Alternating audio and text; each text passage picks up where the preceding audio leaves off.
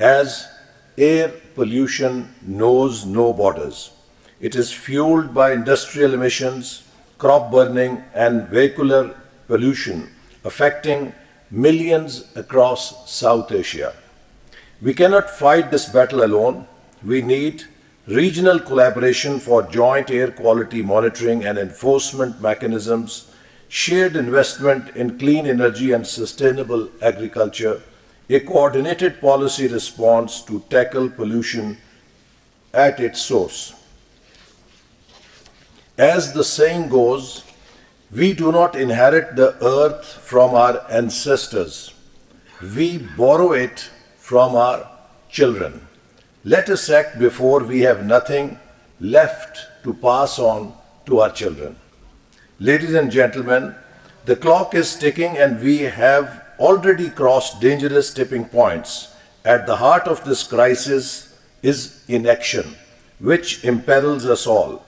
Pakistan has developed strong policy frameworks, including the National Climate Change Policy, the National Adaptation Plan, our nationally determined contributions. However, frameworks alone are not enough. Policies must translate into bold, decisive, and sustained action. Recognizing this, our government has prioritized strengthening governance through the Pakistan Climate Change Authority to enhance policy execution, reviving upscaling Green Pakistan, and allocating $1 billion through the Public Sector Development Program for environmental sustainability, introducing policy guidelines for trading in carbon markets, engaging private finance in climate action, and launching Green Tech Hub, a platform fostering innovation and collaboration in climate resilience.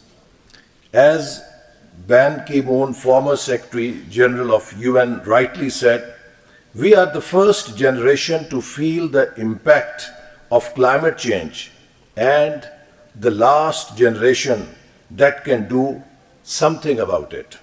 We cannot afford delay. Our government views climate change as a core developmental challenge, which is why it is one of the 5 fundamental pillars of Udaan Pakistan program, our homegrown economic transformation plan. Under Udaan Pakistan's environment and climate change agenda, we are focused on 1. Clean air and smog control, phasing out high-emission fuels and promoting electric vehicles, expanding mass transit systems to reduce urban pollution, strengthening regional cooperation on air quality management. 2. Water conservation and climate-resilient agriculture, investing in efficient irrigation systems and water recycling technologies, promoting climate-smart agriculture to minimize crop burning and soil degradation. 3. Afforestation and green urban development, expanding urban forests and green belts in major cities, enforcing zero deforestation policies to protect Pakistan's natural ecosystems. 4.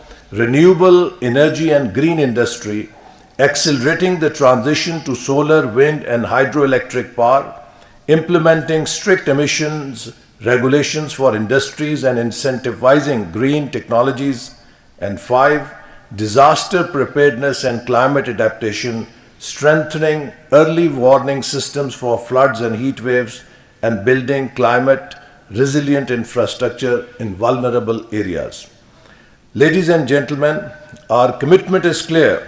We do not see climate action as an obligation.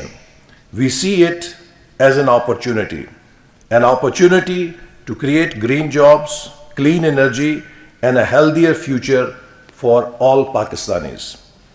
Distinguished participants, climate change is the ultimate test of global cooperation. It cannot be solved by one country alone. It requires a united front. Governments, businesses, civil society, academicians, and individuals must act together. To my fellow citizens, each of us has a role to play, whether by adopting sustainable practices, conserving resources, or supporting government initiatives. To our international partners, Pakistan values your expertise and support. We urge you to deepen collaboration, scale up investments, and stand with climate vulnerable nations in shaping a sustainable future. As US President John F. Kennedy once said, let us not seek to fix the blame for the past. Let us accept our own responsibility for the future. And as President Xi Jinping has emphasized, we must pursue green, low carbon, and sustainable development. Clear waters and blue skies should no longer be a luxury, but a fundamental right for all.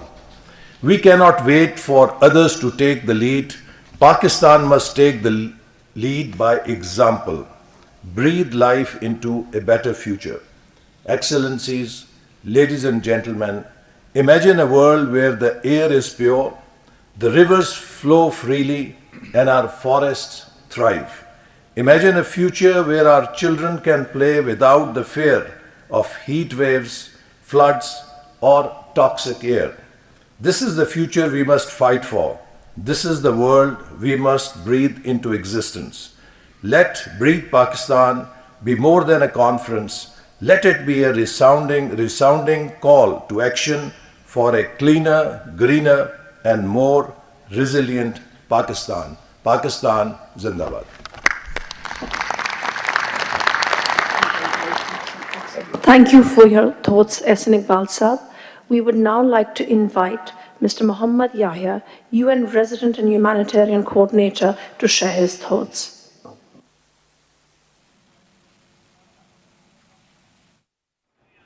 वज़ीर-ए-मंसूबाबंदी